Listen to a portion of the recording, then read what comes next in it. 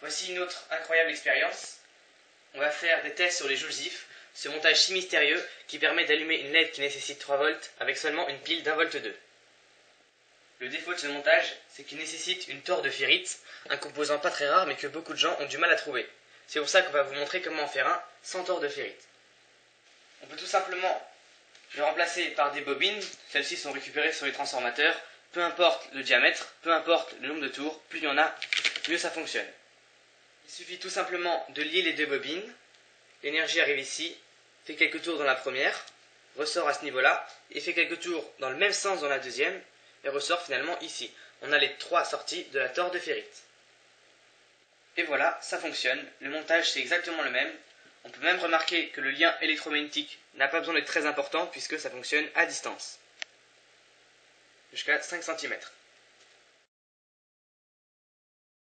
Comme on l'a vu juste avant, les deux bobines se transmettent de l'énergie électromagnétique, et si on met une bobine avec plus de tours et une LED par-dessus, on peut voir que jusqu'à 5 cm, la LED peut s'allumer sans aucun contact. Voilà, c'est très impressionnant. Premièrement, on est sous 1,5 V et la LED s'allume, et deuxièmement, elle s'allume à une distance de 3 cm de l'émetteur. En plus, ce montage est très économique, puisqu'à 1 cm de l'émetteur, on ne perd qu'un tiers de l'énergie nécessaire à allumer la LED. Encore quelque chose d'incroyable avec le montage joule-if, on a remarqué que la tension de sortie du joule-if n'est pas du tout proportionnelle à l'alimentation. En alimentant avec 4,8 V, on peut alimenter une ampoule néon qui s'allume à partir de 80 volts. Par contre, pour que ça fonctionne, il faut une résistance plus élevée, on prend 680 ohms, on allume, et on peut voir que l'ampoule néon s'allume. Cette tension n'est pas dangereuse, bien sûr, puisqu'elle est issue d'un phénomène d'induction. On peut même se servir de ce système pour charger un condensateur. Donc, il suffit tout simplement de mettre un condensateur à la place de la lampe néon, une diode pour ne pas que l'énergie du condensateur se vide. On a pris un condensateur de 400 volts et 220 microfarads. On allume, et on peut voir qu'il se recharge assez rapidement.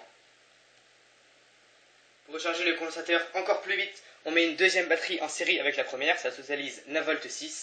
On allume, et on voit que la vitesse de rechargement est vraiment incroyable.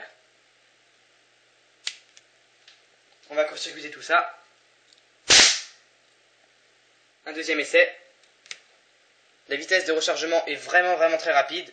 La perte est très faible. On va s'arrêter là, c'est déjà pas mal.